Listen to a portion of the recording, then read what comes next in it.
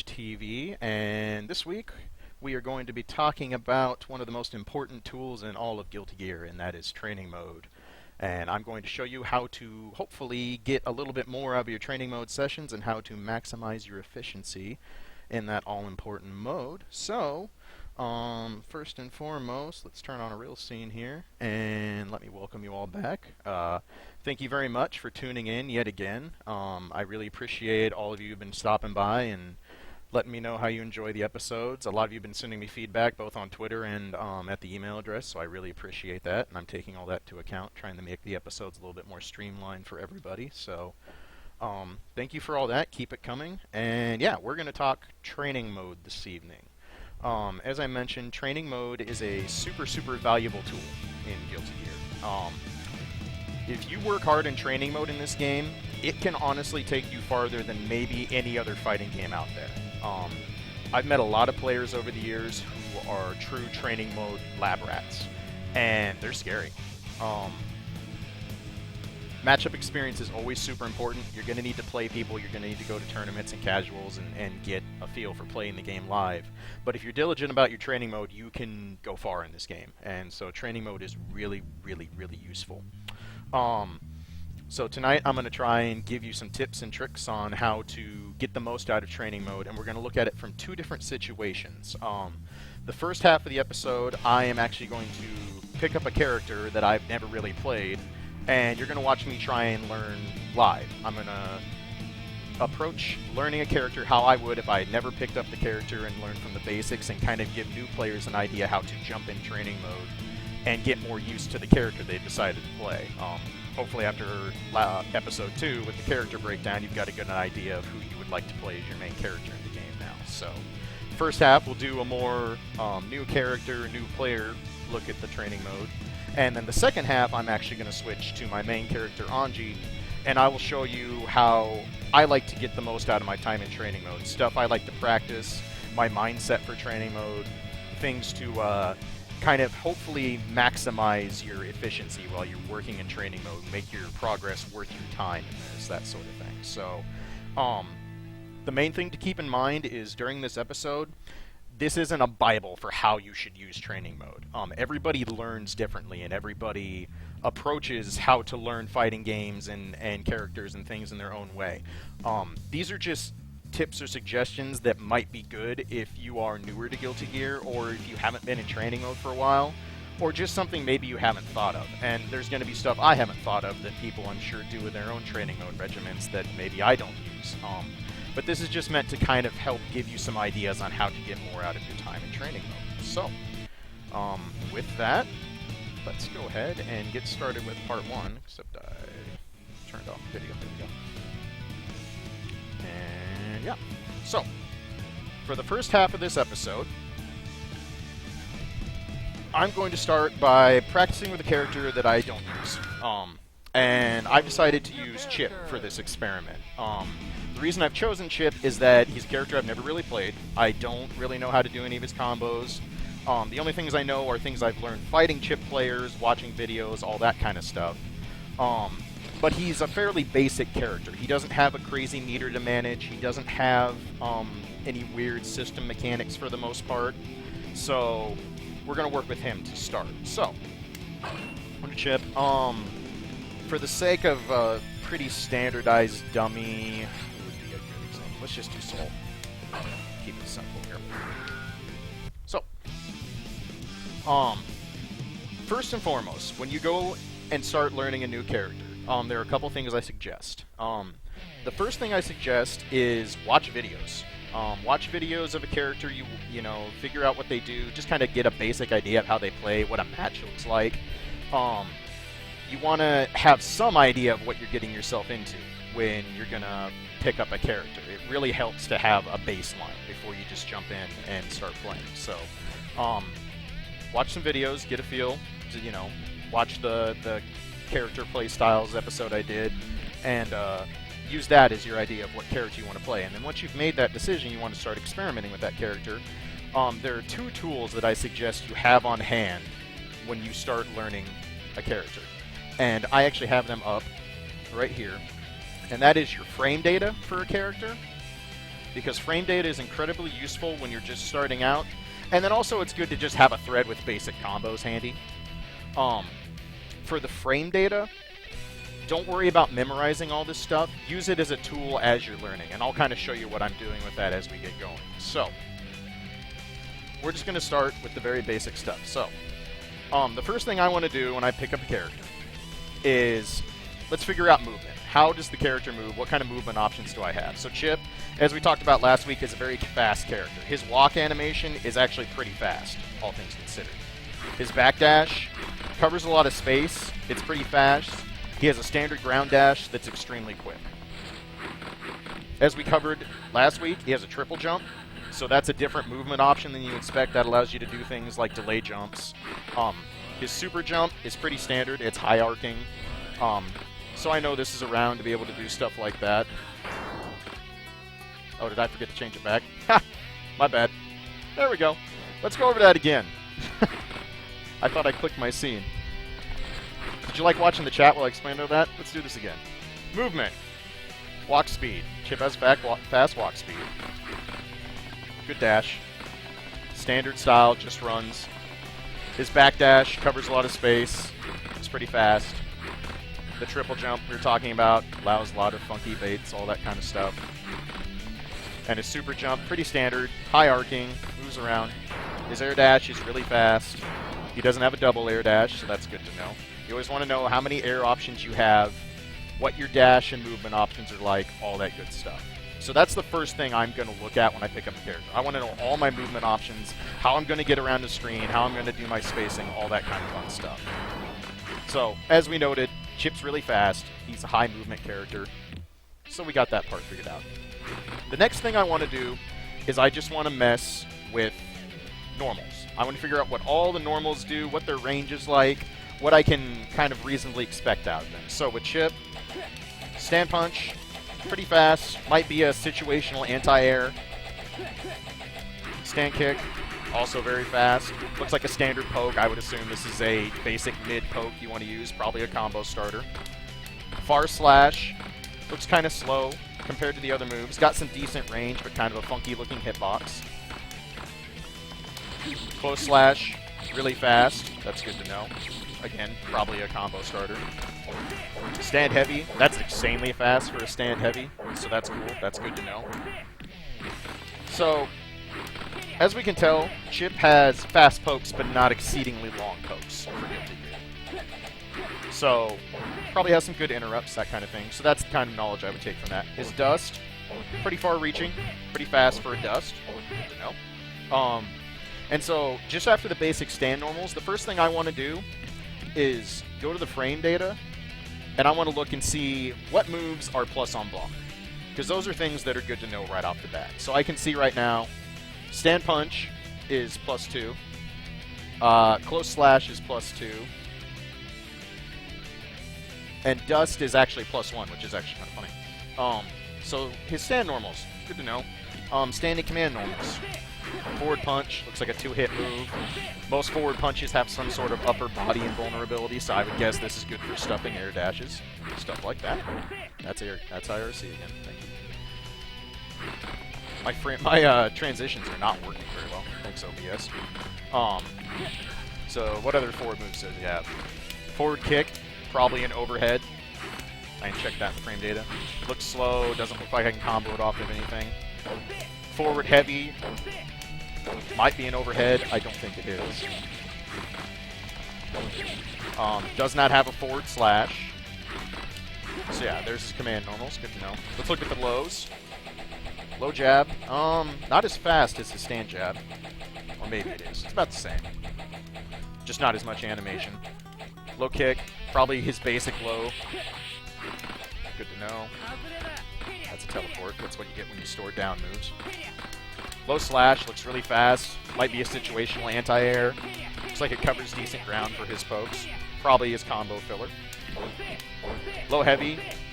Also looks like it might be like a situational anti-air. Probably launches, stuff like that. Low dust, sweep. That looks really good. That's fast. It has a lot of range. Good to know. So now we got the ground normals. Looks at the jumping normals. Jump punch, pretty standard air poke. Jump kick. Looks like it might have a funky hitbox kind of thing. Hey, hits twice. Okay, cool. That's good to know. Jump slash. Looks like an all-purpose move. Probably good jump in, probably good air-to-air. His jump heavy, which I know is his main jump in, so that's good to know. Jump dust. All fast. So, we've just kind of gone through the normals, the basic normals, air, ground, and command normals. And, so from what I can tell, Chip is fast. His pokes are quick, but not far. So, I would keep that in mind as I'm learning. I'm going to need to be close to my opponent. And as we talked about last week, Chip is a pixie. He's going to have to be close to your opponent to get a lot done. So, we looked at the normals. So now that we know what they look like, what they do, let's start testing out like what kind of properties they have. Does anything special happen when I hit people? Well, stand punch and stand kick can both chain into each other. That's good to know. We'll work on Gatlings. Those are plus good to know. Close slash, which we know is plus on block. Seems really fast. Stand heavy. Causing stun. Dust obviously is going to lunge, like all dusts do. Low punch, low kick, low chain. Chain to low slash. Can change to down heavy and launch. Okay, that's good to know. So down heavy is a launcher. There's a special property. Forward punch doesn't do anything special, at least on normal hit. Forward kick doesn't do anything special on normal hit. Forward heavy staggers on hit. Okay, that's good to know. It's important to know if any of your normals stagger, because you might be able to get stuff out of that. So, you kind of get what I'm doing. I'm just going through his normals, learning what they do in their very, very basic format. Nothing special. So, now that we have an idea of what the normals do, some of their properties on normal hits, we'll worry about counter hits and other stuff here in a second. I just want to figure out basic Gatlings. I want to figure out what are some very, very simple chains I can do for either basic combos or on blocks. So, punch kick slash heavy works. Low punch kick slash heavy works. Punch can chain into itself. Kick can chain into itself. Slash can go into far slash. Okay, so those are all chains. So can I do punch, kick, slash, slash? Okay, that seems viable. Okay, so there's just basic stuff. Can't chain heavy. That's pretty standard. What about the lows? Okay, they all chain into each other. Low kick can chain low slash. Okay, good to know. Low heavy, I mean, excuse me. So there's some basic Gatlings. Now I have an idea of what I can do for block strings or stuff like that, just with normals, nothing else. The next thing I want to know is, how do I combo into low sweep? How do I get a knockdown, or at least the threat of a knockdown when I'm making someone block? So let's see. Kick sweep works. Slash sweep works. Down slash to sweep doesn't work. Down kick to sweep works. Down punch to sweep works. We know down heavy won't work because that's going to launch, so you're not going to be able to get a knockdown off of that by going into sweep. Stand heavy does not Gatling into dust, or to sweep. That's important to know. First slash does. Far slash does not, so I can't use both slash and go into a knockdown. Okay, so now I have a little bit more added to it. I have some basic things into a knockdown. Forward, let's see what the command normals can do. A lot of people can do, like, forward punch into slash, so... Okay, that works. So, a lot of times you can keep doing that. Hey, there we go. There's a real basic, probably high-damage knockdown for if you catch someone and just want to do nothing but normals. Slash, forward punch. Sweet. Okay, cool. Here's basic stuff, easy to pick up. So now I have a basic idea of what the normals do, how they chain. The next thing we want to do, real quick, is let's have Soul Jump and figure out how the air normals chain.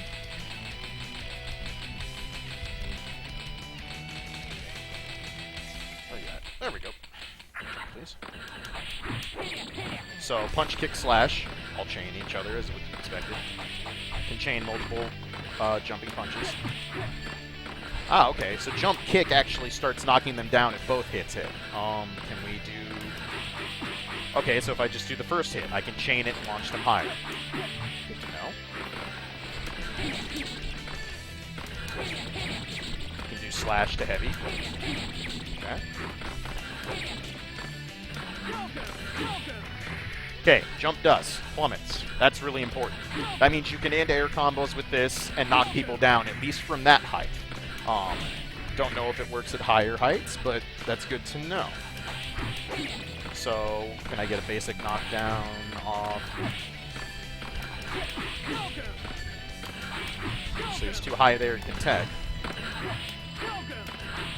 So we know that jumping dust can knock down, but you have to be at a fairly low height. And it probably depends on how late in the combo you do it, because that affects how quickly someone can attack. Unless there's a special property on them. So, let's have Soul stand still again. So, after looking at just the basic chains, basic Gatlings in the ground and air, this is where looking at your frame data, and I promise I'll remember to switch back this time, is good to know. Because now I can look at, like, special notes on the various moves. So, like forward punch, it tells me it has above the knee invulnerability during the first 11 frames. So it's basically upper body invulnerable. It's good for stuffing air dashes. It probably works as an anti-air. Okay, cool. Good to know. Forward kick. Counter hit has a slide effect. So this has all kinds of strange properties to it that I'll need to test in other situations. Forward heavy causes stagger. We found that out. The proration on punches and kicks, stuff like that. Let's see, what other kind of notable things happen here. His sweep from frames 5 to 10 has foot invincibility. That means it'll actually beat lows in the middle of its animation. That's really handy to know. Cool, good to know. Second hit of jumping kick causes the opponent to plummet. We learned that. Jumping dust causes the opponent to plummet. Okay, cool. So you're getting the idea. You have your basic startup where you're just practicing, learning normals, and you keep your frame data handy so that you can actually utilize what you're doing. You can look at the notes. You can understand what you're doing. Excuse me. It's a lot handier to have frame data handy and learn about these special properties than it is going through and testing everything individually. Yeah, I remember it. It just took a second to transition. I can't help it if OBS is mad at me. But for the sake of actually seeing these things in practice, let's change things to counter hit. So let's see if any of these moves do anything special on counter hit. Okay, jump punch, or stand punch, excuse me. Just has standard counter hit stuff. Probably does more damage, has a little bit more hit stun. Bar slash, doesn't do anything special. Ah, stand heavy. Has a real big blowback on it. So that's a lot of hit stun. Good to know. What about lows? Low punch, nothing special. Low kick, nothing special. Low slash, nothing special. Low heavy. That's a really slow launch. Okay, good to know. So that's a counter hit to keep track of. Sweep. Really makes them float. Probably can get some interesting combos and stuff off that. The command normals. Forward punch, doesn't do anything special. Ah, forward kick. Okay, there's the ground slide that the frame data shows us about. Stuff like that. Forward heavy, probably has even more stack. That kind of thing. So now we know what it does on counter. Good to know. So now we've seen what they do on hit. Let's go ahead and have Soul block, so we get an idea of how much pushback moves have. So stand jab, doesn't have a ton. Stand kick, you can do a lot of things. You can use that advantage on stand slash. It's good to know. Stand heavy. Has a lot of pushback on it if you don't cancel it in anything, so that's good to know.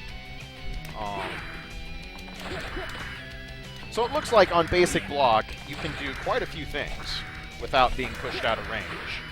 But your opponent isn't always going to do a basic block, so let's check with instant block. As we talked about in the first episode, instant block decreases pushback, but it also decreases block stun. So Maybe this isn't as viable anymore with your stand slash that's up frames. Maybe Soul can uppercut out of that now. That kind of thing. How about on Faultless? Okay, now the pushback's pretty severe. See, it only took 3 jabs, and then he's already out of range. That's important to know. So you need to practice your block strings, stuff like that with normals. How far away do they get pushed? All that fun stuff. Always find out the difference in your strings and your basic stuff in the varying types of guards, because you don't know when your opponent's going to decide it's worth their attention to Faultless defense out, when they're going to try to instant block and get out of strings that way, that kind of stuff.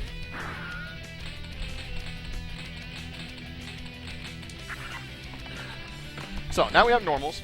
I'm going to go ahead and start looking at specials. So, if you don't want to have your frame data up, which will list all your specials, you can always go to your good old command list.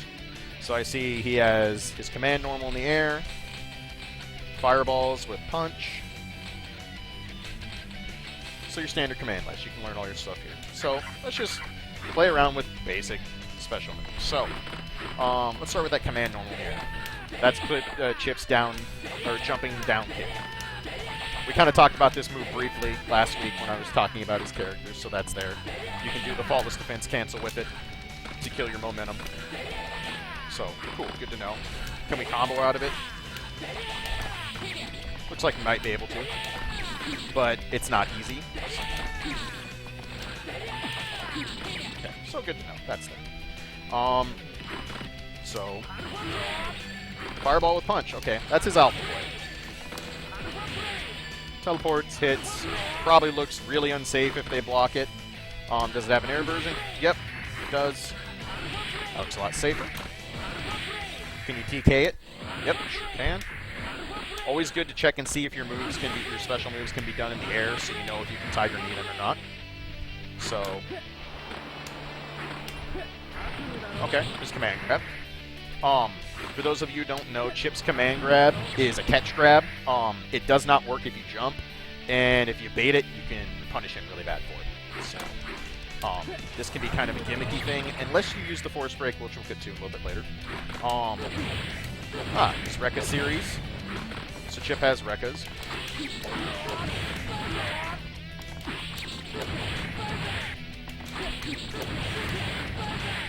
Three series. A mid, a low, and then an overhead. Good to know. So there's some more specials.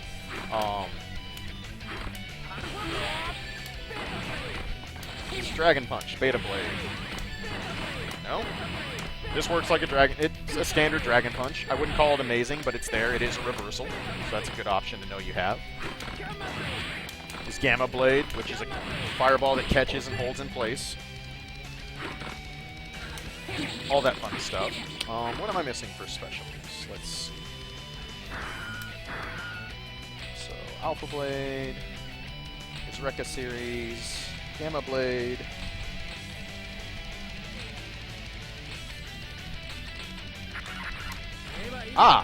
Find Me. His teleport. Not teleport, but his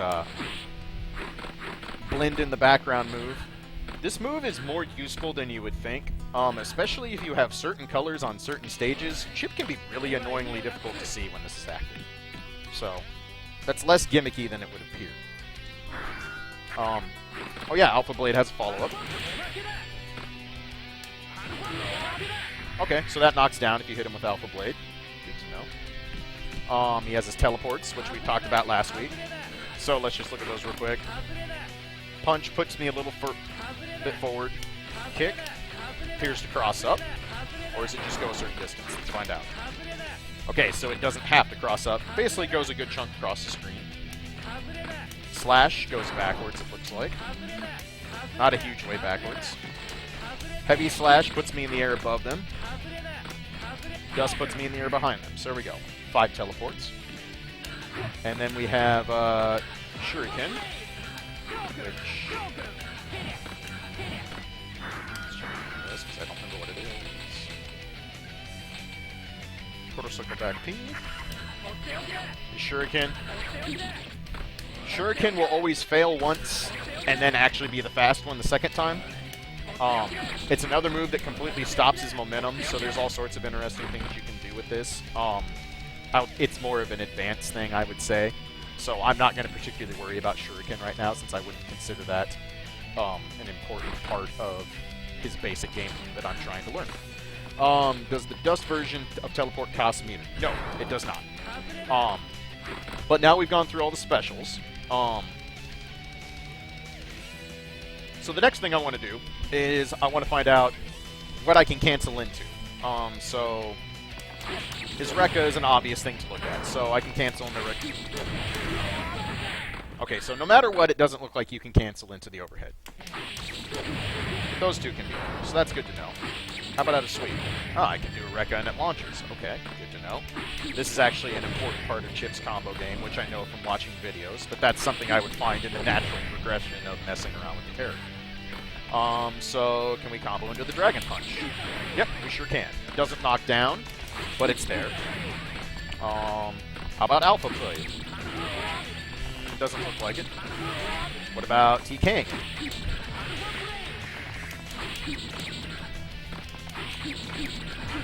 So it doesn't look like a ground combo is going to go into Alpha Blade. Okay, good to know. How about Gamma Blade?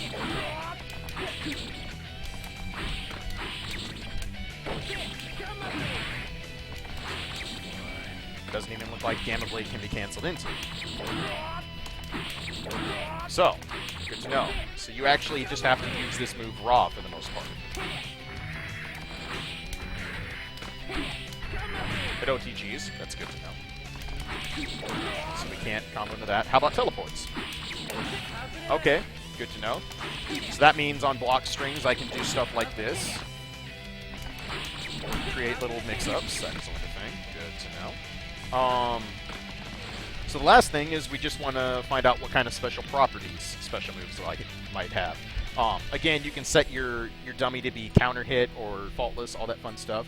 I'm just going to look real quick at the properties. We're going to try this. Hopefully it doesn't delay this time. So let's see. Let's just start with Alpha Blade. So Chip becomes airborne no matter what you do. Causes a float effect. He's considered crouching during recovery. That's good to know, because if you get hit, people are going to do really juicy combos.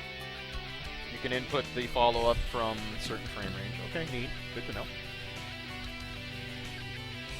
Come back.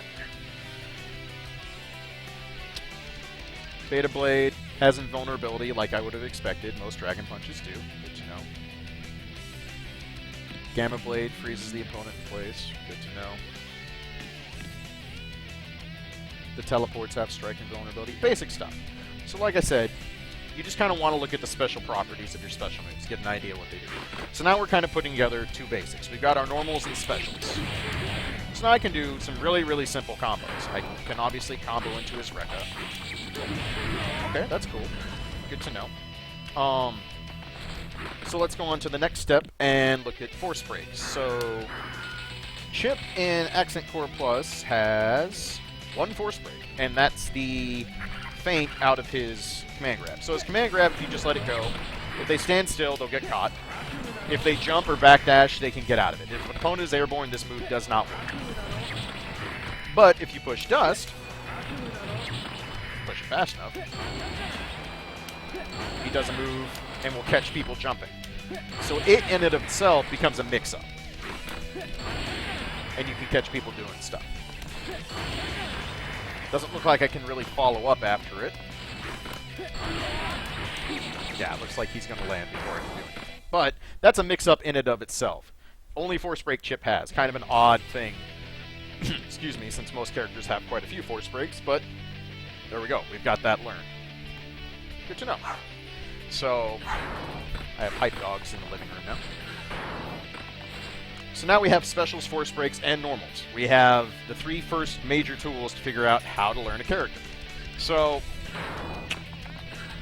just for the hell of it, let's figure out like a basic combo. So I'm going to go to that combo thread that I have open.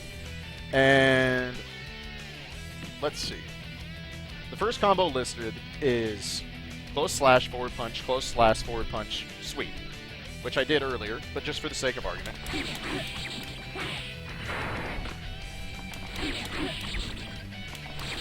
so I can get the rhythm down for it.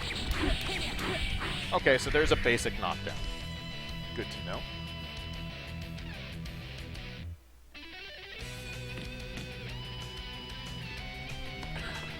So there's just a bit into a knockdown. Good to have. Okay, cool. Let's take it a step further, and let's figure out something that's just like a basic combo with that Rekka. Like, the first thing I noticed, and I've seen it from videos, is that I can combo into the first Rekka hit off a sweep. I've seen those before in match videos with some Ito and stuff like that, and I've seen them get air combos after it. So my natural inclination would be, well, let's see if what those are like. What's the idea behind this? Okay, so it looks like I can probably juggle after this. Hey, there we go. Real basic, simple combo with just the basics I've learned so far.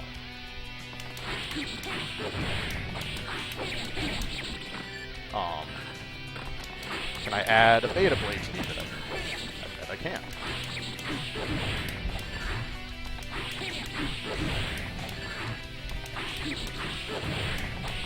Of course, I'm going to miss it 8,000 times.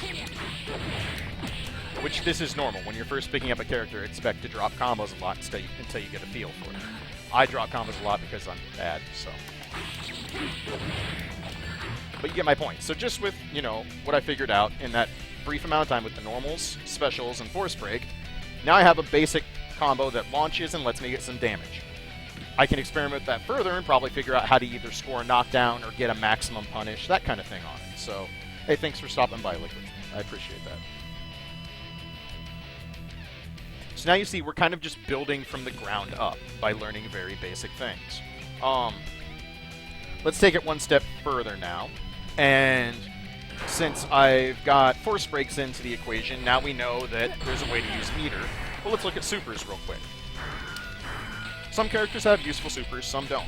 I know for a fact that Chip's supers are, for the most part, kind of situational and not terribly good. He has better ways to spend meter, for the most part.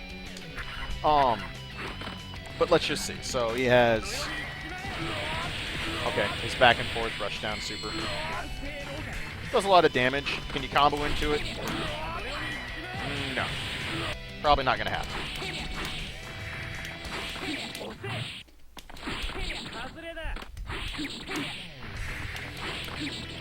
Trying to see if I can do it out of sweep. Doesn't look like it. Okay, so that is what it is. Can't really be comboed into. It's probably not going to catch people if they know anything about that super. It's not terribly hard to block. So that's something I'm not going to focus on too much. I don't see it used in videos. I know it's pretty much a situational thing, so is what it is. His other one. Typical beatdown super. I know from experience this super doesn't do a ton of damage. If it's blocked, it's your ass. You can combo into it, but I mean... For 50 meter, that's not what I would call impressive damage. It does knock down, which is something. And obviously supers aren't burstable. So if I caught an opponent, you know, end of a round and knew they were almost dead... Ah, there's something good to know. Don't do it if they are in the air, because they're just going to fall out of it. That's important. So his two supers, I'm not terribly worried about those. They don't look like they're going to be that useful. I would rather start experimenting with what I can do with other meter options. We know he only has one force break. It does what it does. It's not really a big combo thing. His supers aren't all that useful, at least early on. Maybe when we get to more advanced ideas or advanced setups, maybe we'll find some uses for them. So now I want to start looking at using FRCs and RCs to maybe get more damage output. So the first thing I would look at is, let's see if I can Roman cancel the Rekka series and get something. Okay, so that seems like it might be a legit idea. So I can cancel that second hit of the Rekka with a Roman cancel, go in and do more damage. Let's expound on that further and see if we can get a knockdown out of it. Almost. Yeah, there we go. Basic knockdown. Knock them down. I can probably do that. So now we're getting the absolute you know, basic progression. I figured out what the normals do in the basic form, figured out what the specials do, and now we're starting to implement supers and using meter and using force breaks to increase our damage output, maybe increase our safety, that kind of thing. So, basically, as you can see, I'm just kind of putting ideas together as I use it all. I know I can cancel the teleports. I know teleports are a big part of this game. The next thing I want to do is, since I have the input bar up, let's experiment with FRCs. So, double check, see what normals have FRCs on them. None of his regular normals do. So Chip has no normals with FRCs on it, so I don't have to worry about that. Cool. Regular Alpha Blade doesn't. How about TK Alpha Blade? Yep, sure does. Okay. That was a... There's a blue one. Okay. So that's there. That might be useful in some combo ability. I know from watching videos you can do interesting combos with Alpha Blade FRCs, stuff like that, so that's good to know. Beta Blade has a super late one. Okay. So this is something I would use. Maybe I try a reversal and it gets blocked. Well, this might save my ass.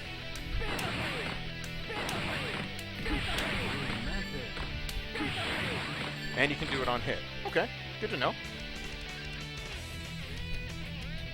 Let's figure out some more. What else has FRCs?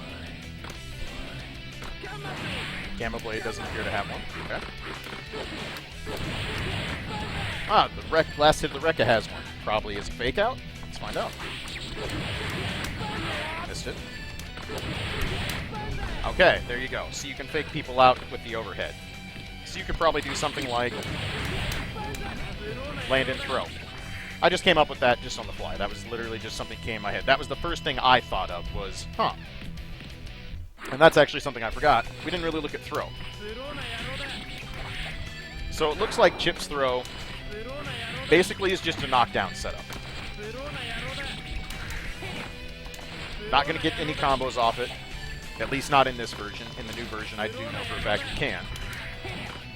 I can probably set up that cross-up or do this kind of thing.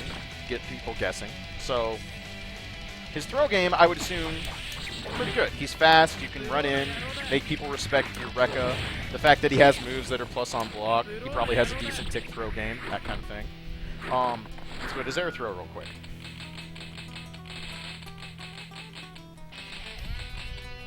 Jump.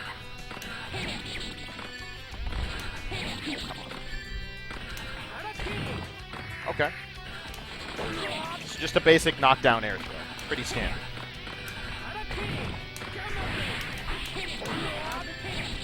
There's something that I know just from playing people back in XX, like Kenso.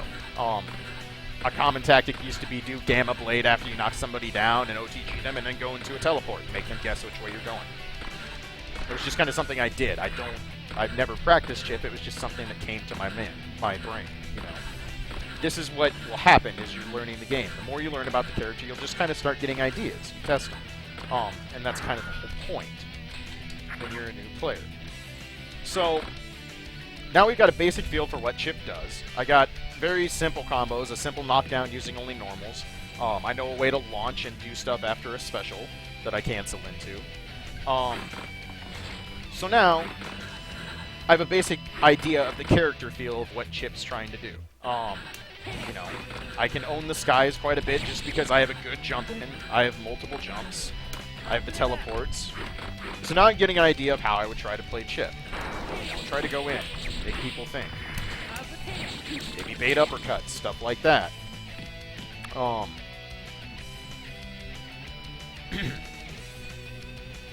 my throat is really dry.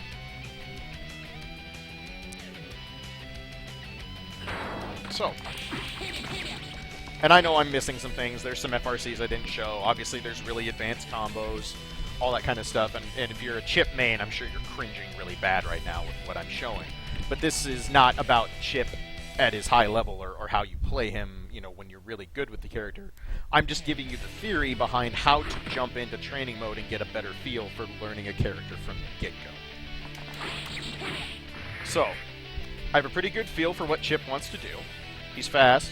I understand his knockdowns, at least in the basic sense. I understand some combos in the basic sense. I've got an idea of how to spin some meter, stuff like that. I should probably, the next thing I want to do is, now I know some of his offensive options, let's figure out defensive options. So the first thing I would want to test is, I want to find out what kind of reverses I have. As I've shown, you always have reversal throw. This is always an option when you wake up, because of the vulnerability of waking up and throws not having a startup. We talked about that in the first episode. Chip has a Dragon Punch, so that is a legit reversal option. Like all Dragon Punches, it can be baited or punished or all kinds of things, so it's not a get-out-of-free-jail card.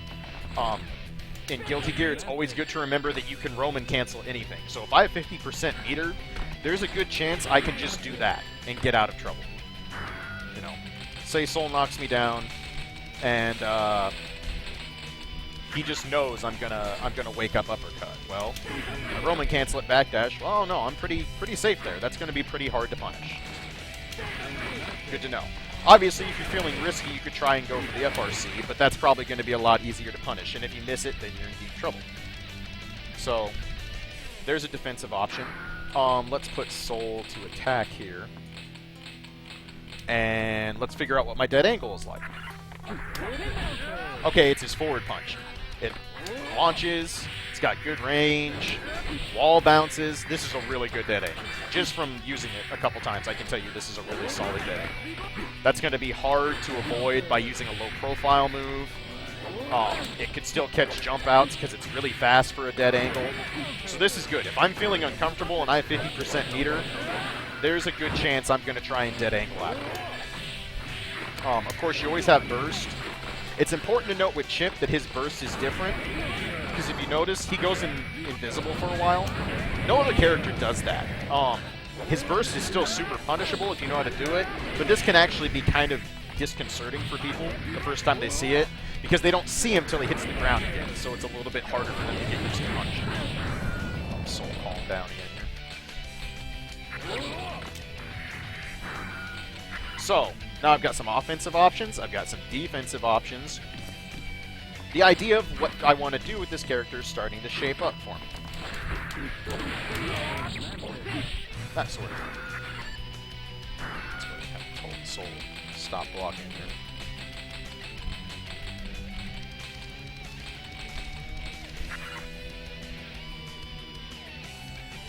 So, this is how I suggest picking up a character for the very first time and getting used to what you want to do. Learn your normals. Learn what they Gatling into. Learn how to get a basic knockdown, because knockdowns are insanely important in Guilty Gear. Learn how to use your specials, how to cancel into them, how their combo ability is. Figure out the safety on your specials and normals. Figure out what's going to get you in trouble if it gets blocked. Figure out a basic bread and butter combo. Like I said, I figured out this very simple knockdown. And then we figured out that I can obviously do something like this and get some kind of air combo. I'll have to work on it more. Let's just do something basic. I know jumping dust plummets, so maybe I can get a knockdown on this.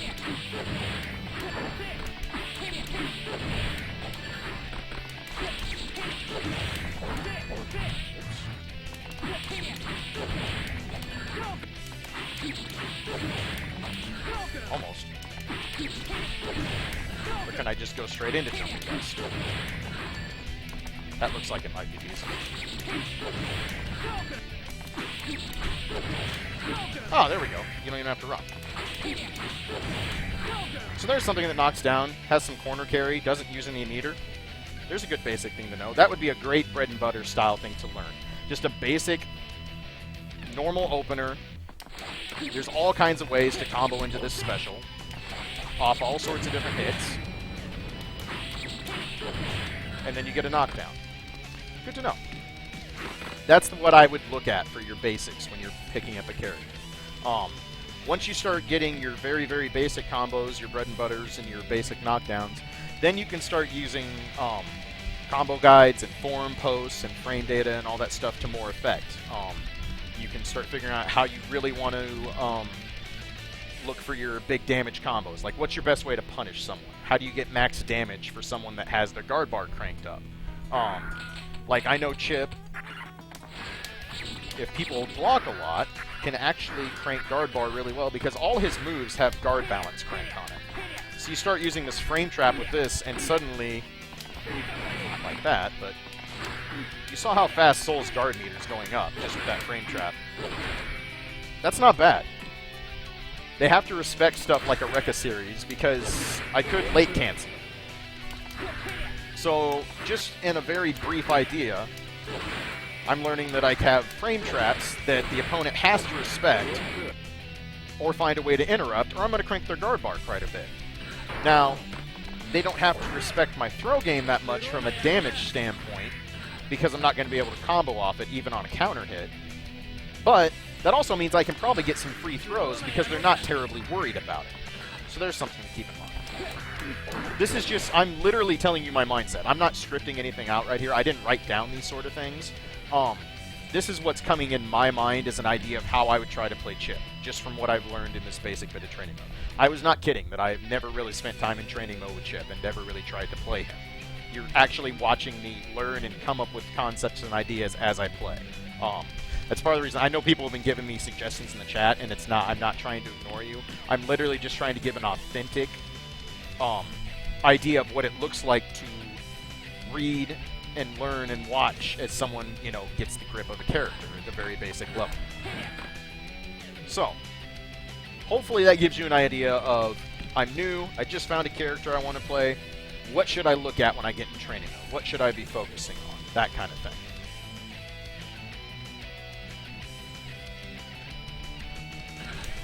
And that's how I would start. After this, you can start watching videos, you can pick up combos from good players, you can watch combo videos, you can read threads, all kinds of stuff, read guides, and you start adding to all this stuff on how you want to expand with the character. So that's the first half. That's a newer character, no real knowledge, going from square one and getting the basic stuff. So with that said, what kind of questions do you have before I go on to part 2 for the more veteran start side of training mode? What do you guys want to know for picking up a character, that kind of stuff? Did this make sense? Did it flow how, does it make sense what I'm saying for just a general idea of stuff you can look for when you're first picking up training mode? Again, this isn't a Bible. This isn't me demanding you emulate everything I do when you pick up a character in training mode. This is literally just some ideas and guidelines to kind of help streamline the process for you if you're feeling lost. So,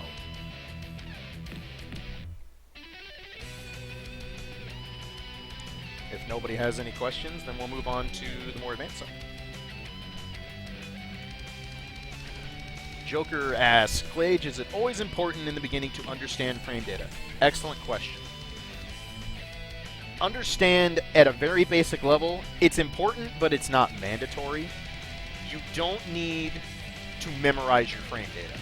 If you don't know that this is +2, that's not a big deal. What's important is that you know it's plus on block. What you should look for in frame data is, like I said, moves that are plus on block, moves that are very, very negative on block. You don't need to know the exact amounts. You don't ever need to memorize frame data in Guilty Gear. Absolutely not necessary. This is not Virtual Fighter or a 3D game where if you don't know the exact amount of frames you have to punish something, then you're missing out on key information. You just need to know your basic stuff. Like, you don't need to know the frame data on Beta Blade to know that if this gets blocked, it's gonna hurt if you don't either Roman cancel it or false Roman cancel it. That kind of thing. His Rekka, his first Rekka is -1. Is it absolutely tantamount you know that that's -1? No, you should just know that it's basically even, and they have to respect the fact that it's a Rekka. So, this is a good block string. It's there, it reaches. They have to respect this move. They can try and interrupt it. There's ways around it. It's not godly. But just knowing that little bit of frame data, knowing that move is neutral, gives you a lot of options and ideas for where to go next. So, frame data is something to use as you learn. It's not something where you need to study it like it's your next math quiz. So, if that makes sense, that's the way to look at frame data.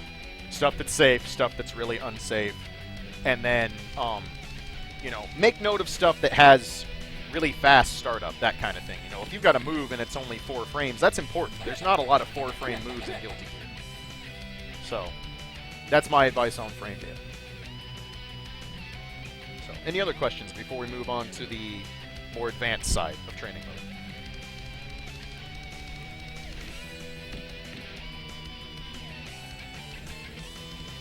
Alright, cool. So we're going to wrap up that. So, there's the beginner side of training mode, picking up a new character from scratch, like I said. That was me starting from scratch and playing a character I'd never really tried to play before. Maybe I'll experiment with Chip more later. Who knows? So now, we're going to go back into training mode, but I'm going to show you how I go into training mode as someone who's played Guilty Gear for 10 years. The kind of stuff that I tend to do. So, when I warm up, when I first get in training mode, the first thing I like to do every day is just practice my bread and butters. Usually helps if the computer doesn't guard them.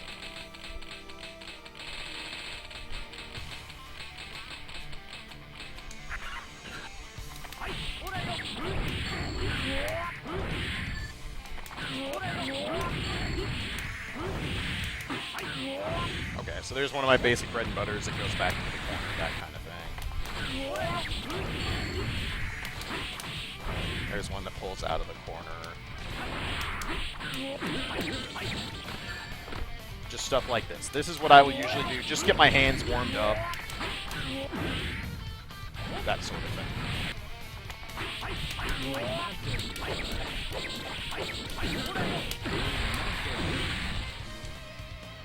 So, that's the first thing I do. Just do a couple of bread and butters, get my hands warmed up, get my muscle memory back into the focus of Guilty Gear. Obviously a little different today because I've been playing now for 45 minutes, but still.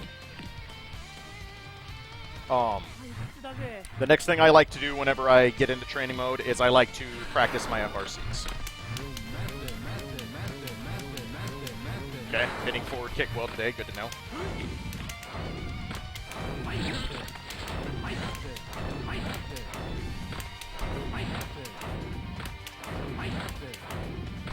A little off on on right now. Really off.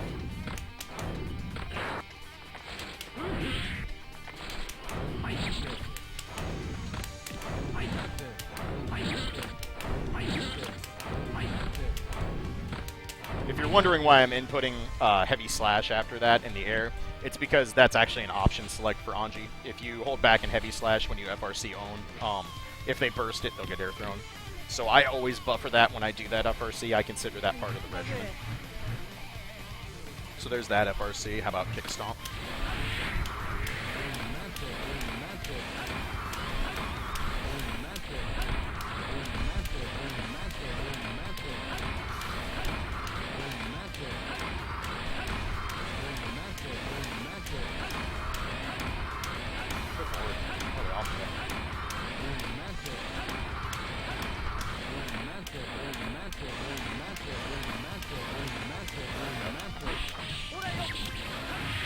Practice it in the string, which I'm not hitting yet.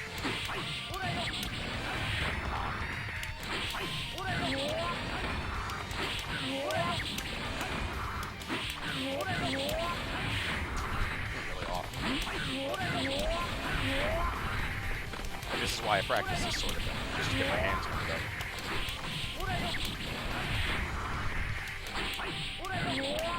There we go. I just wanted to hit it once. That was making me mad.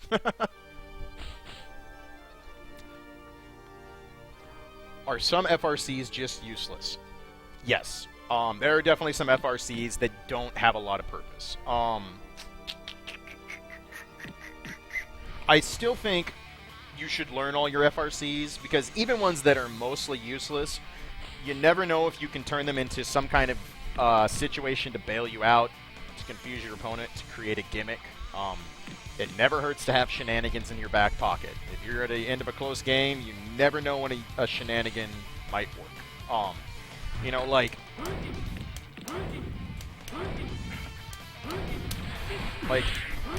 this FRC I almost never use. And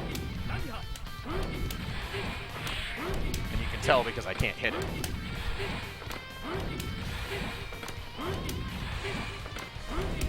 There it is. I don't use Anji's Fan Needles FRC very much because the move in and of itself is fairly safe. so it's not something I practice very much. It's there. I do know it. There might be a situation where I try to hit it if I'm facing someone who really knows how to punish that move on block or something. But that's not something I focus on. FRC I don't use often in this game, but I will start using more in Plus R, is Nagia FRC. Because it's very useful in the new game. It's actually useful in this one, too. I just never really picked it up. Early, I should say.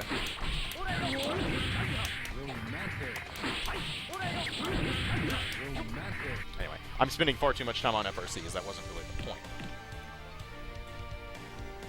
This is just my basic regimen. You can do whatever you want. Like I said, I like to practice my B&B, practice my FRCs. Obviously, I'm a little off right now because I was playing a totally different character, and I haven't been practicing Anji a whole lot. I've been more working on generic stuff for the show. So as you can see, I'm a little out of practice. So usually I'll work on that. The next thing I like to do, I like to work on my Okizeme. Because Anji is a very Okizeme-based character, so I'll just practice my butterfly strings.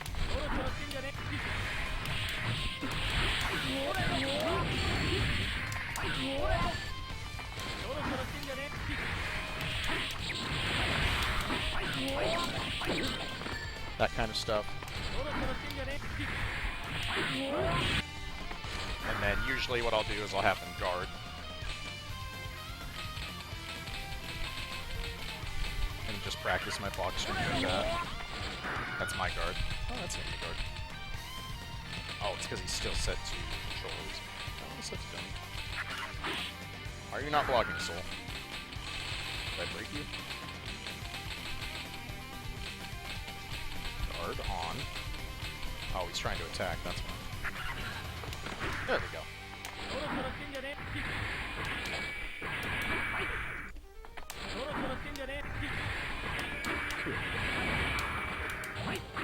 So just practice basic guard strings, this kind of thing.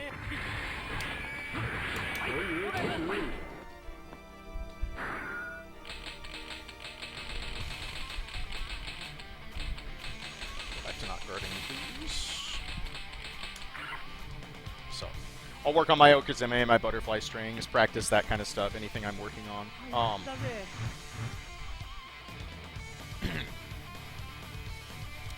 And then just kind of get a feel for anything I feel like I need to work on. Maybe if I'm dropping a specific combo, I'll work on that for a little bit. If I was not hitting a block string as tight as I would like or missing a frame trap, I would probably work on that. When you're working on your main after you're established in the game and you know what you're doing, you kind of have a good feel for your character. The best thing to do in training mode is just work on the stuff you should always work on. Keep on your muscle memory for FRCs. Make sure your bread and butters are always down. You don't ever want to be dropping those. It's really important to not drop combos in Guilty Gear. I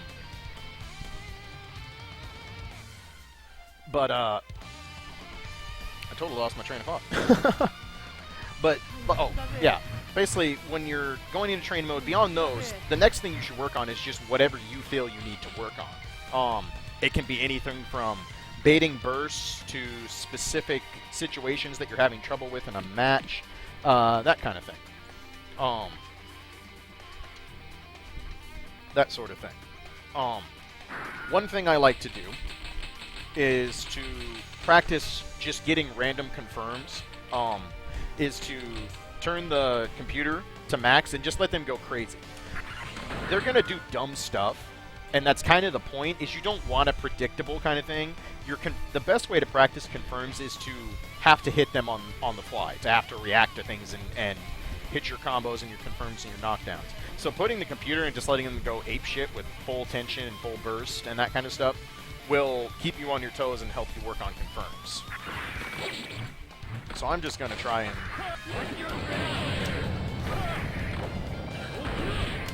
just let Soul do his thing, see what kind of confirms I can get. I can get Bandit Bringer.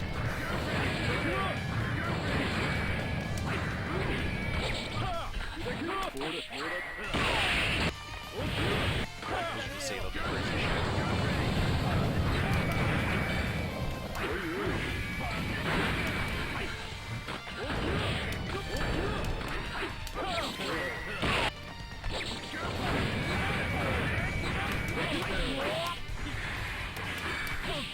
Obviously, they'll do all kinds of silly stuff like dead angle out of stuff because they have full tension.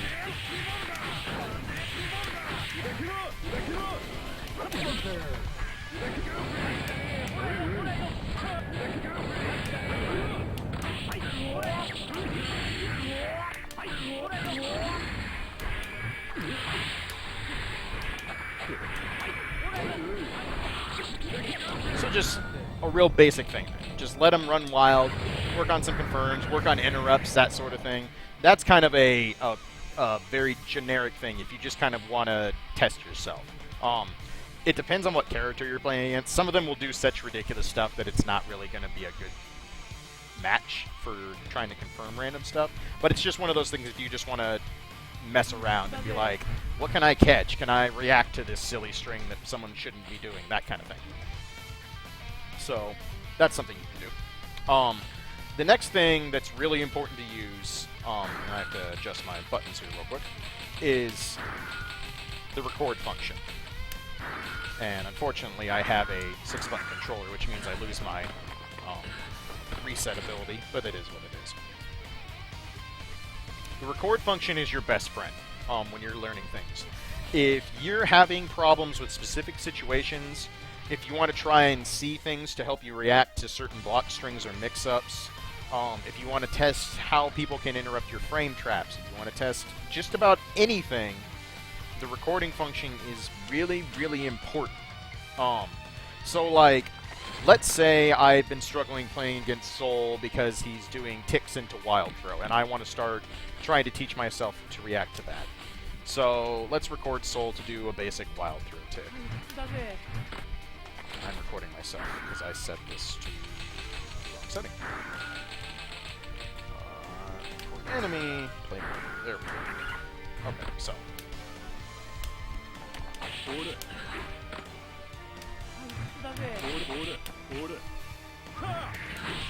Okay, so there's a basic recording. Except I didn't save it. I'm done.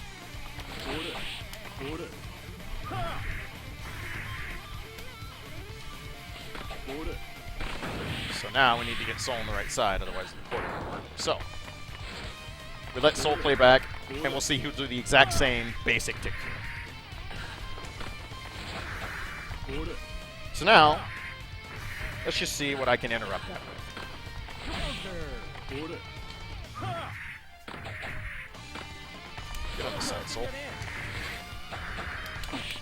Okay, so I recognize it. And I can do stuff like interrupt it with a low punch. I can backdash and make it whiff. I can't Fujin it, even though that move is invulnerable to strikes, I got grabbed, so that's good to know. Not a good way to try and get out of that tick throw. So you're seeing just a very basic function of the recording ability. The thing about Guilty Gear you need to keep in mind, and this is an unfortunate thing about it being an older game, is that you can't set up multiple recording slots like you can in newer games like BlazBlue or Persona 4 Arena. In those games, I could set Soul to do, just for an example, I could have him do this string that I did, you know. And then I could record a second slot and have him do like an air dash string into a delayed throw. And then I could have him just do a raw command grab, that kind of thing. And then I could make the recording function play back randomly each of those strings, which is awesome because then you don't know what's coming. You have to actually read and react and learn how the guessing system works in that case. You don't have that in this game. In Guilty Gear, when you record the dummy, they're going to do exactly what you told them to do every single time. So you have to make sure you don't start lying to yourself. And so I can't sit there and be like, oh, I know how to stop this string now. Because all I have to do is just push that button and it's going to stop it every time. Because I know it's coming. I actually know what he's going to do. So it's a completely different situation. So you need to keep in mind that you need to keep recording various options over and over again and train yourself to look at them and try and react when you do it in a match. It's not as convenient. It's definitely not as advanced as things like BlazBlue and P4A have. But it's still a very useful function. So, like, what's a good example? Here's a great example, actually. I'm going to record Soul to just do sweep. And I'm going to have him do this at max range. Anji has all sorts of problems with good low moves. This is a huge bane of Anji's. He struggles to deal with max range sweep, especially from bad guys. So let's say I just want to record and figure out what can I do to try and deal with it. Low slash trades at that range, I get knocked down. See what I mean? Like, I'm even trying to beat it. I know it's coming, and I'm still getting knocked down. So you see what I mean?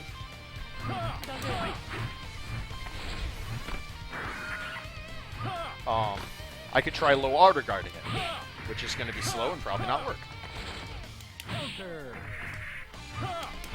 See, it's not fast enough.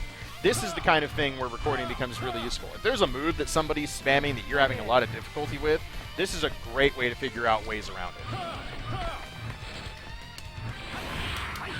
So in that case, I stomped over it. That kind of thing.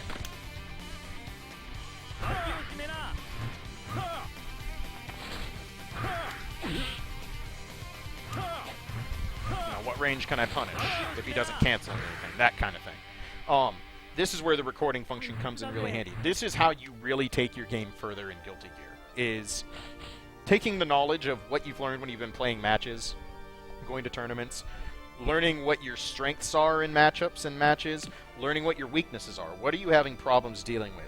This is where the recording function comes in really handy. The recording function isn't a replacement for playtime.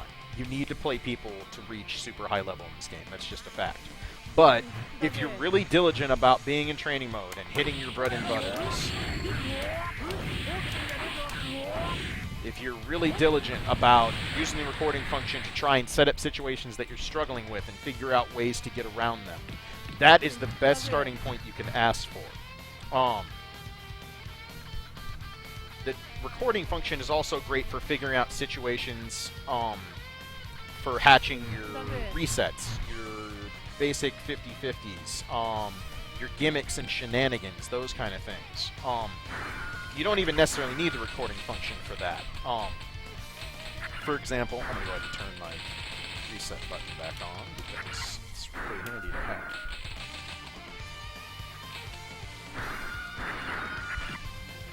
So, like, here's a basic, really crappy situation for something. Granted, it only works if they neutral or back tech, so I'm set to do that.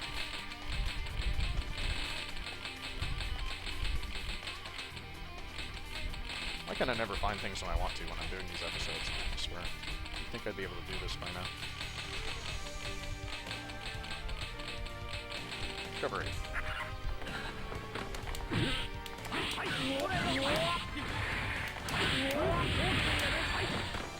So what you can see I'm trying to set up here is a situation where I catch someone with a low, and they jump, and if they tech, I can air throw them, if I could actually get my timing down and not be struck. Good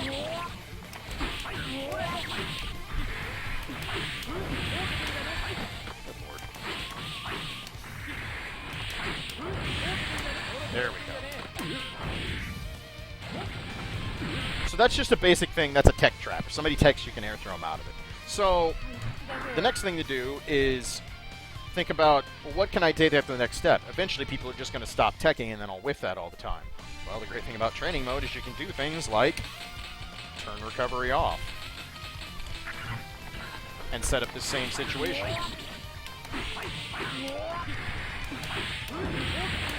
Okay, obviously he teched, so that doesn't work anymore. Well, can I just juggle him and do more damage for not teching?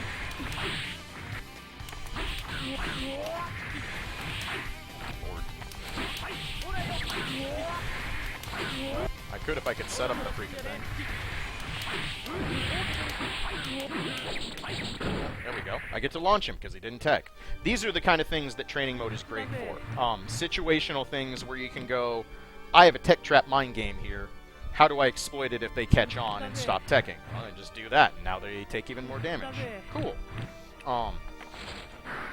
Those are the kind of situations that training mode will help you excel with. So let's see. We talked about how to use the recording function, how to use one-to-one counters with training mode, like I said with the sweep. You know, if you're struggling with a certain normal and you need to know what normals you can use for one-to-one counters, that's really important.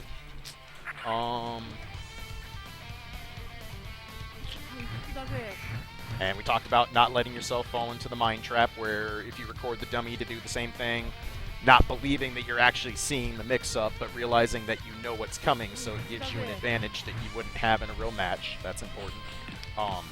Hopefully, XRD will have the multi-training string function, so you can record multiple strings at once, which is amazing to have. That pretty much covers how I get into training mode at an advanced level. This is a much shorter section, because again, training mode is subjective. How you learn and how you improve is really about you more than anything. These are just some general guidelines and ideas that might help you streamline how you use training mode. Practice your stuff. Practice your defensive options, your offensive options, your combos, your burst baits, and utilize the recording function, and utilize the other options. Make the dummy not tech if you want to test stuff when they don't tech. Make the dummy break throws if you want to know what those situations are like.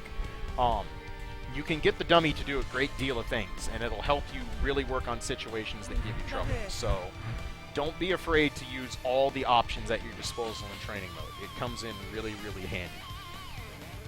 So that's training mode from two different perspectives. Picking up a new character and learning, and going in once you've got a pretty good feel for your character, you've been playing the game for a while, and just getting the most out of training mode.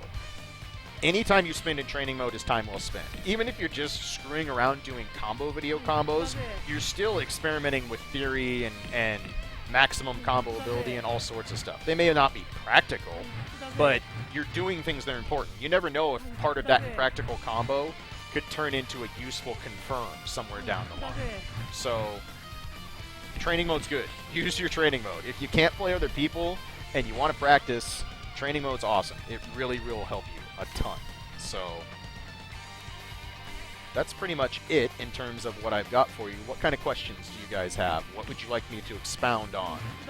Is there anything else you want to see for examples or situations? Feel free to ask me anything, critique, comment, throw it at me. So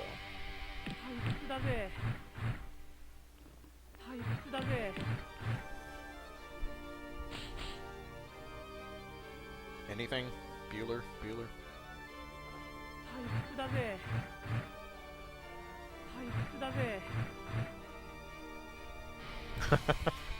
Thank you, I appreciate that. Recovery settings. I went over them briefly in the first episode, but that's actually a good primer too again. So, you can set the dummy to recover at neutral, front, or back. I strongly recommend you use random if you're just testing stuff.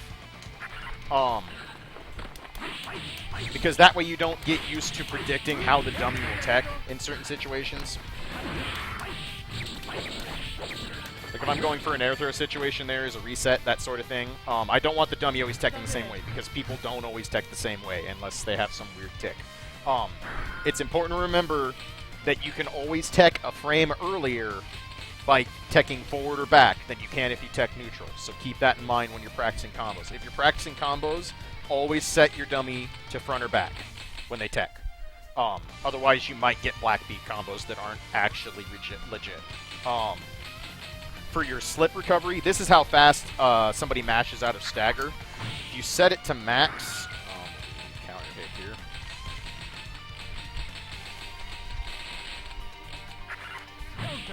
See how fast they mash out of that? Humans cannot mash out at max stagger. It's almost impossible.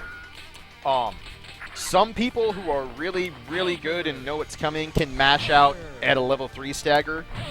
It's pretty rare. You're genuinely pretty safe setting your stagger to level 2. That's about what you can reasonably expect most people to mash out at for a stagger. I find most people fall somewhere between level 2 and level 3. So this is a good gauge for if you're practicing stagger stuff where you want to bait them into a, you want to stagger them and then do a mix-up, or stagger them and do a combo, that kind of thing. So those are your recovery options. Make sure you use those when you're practicing training.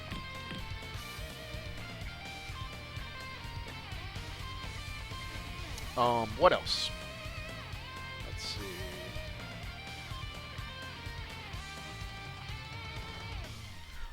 What is neutral game? Neutral game is literally when you are both at neither character's at a particular advantage. I'll go more over neutral game when I get into specific episodes about game flow or game states, like neutral game or offensive advantage or offensive disadvantage, that kind of thing. But mostly it's your footsies and stuff like this. If you're at neutral, like when Anji's sitting at neutral, he may want to try and zone out with his big sweeping normals, or try and keep people out with his jumping dust, or zone with his butterfly, that kind of thing. That's your neutral game. Neutral game is the part of the game where you're trying to create advantage for yourself, but neither character has a strong advantage. When I knock someone down, that's no longer the neutral game. That's the Okazeme game. That's where I'm at advantage because I've knocked the opponent down. So we'll go more of a neutral game in other episodes for sure. That will definitely be around. What else? Any other questions?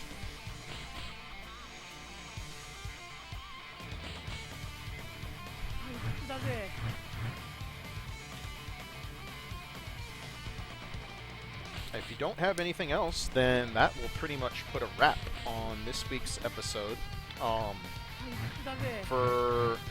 Where's Hype Dog? Hype Cat is sitting on the floor, passed out because he's fat. I don't know where Fujin went. Yes, my dog's name is Fujin because I'm a nerd. I'm just saying, I'm a dog. Nerd dog. Oh, apparently my dog's being brought to me because people want the Hype Dog. Just a second, I will get the Hype Dog.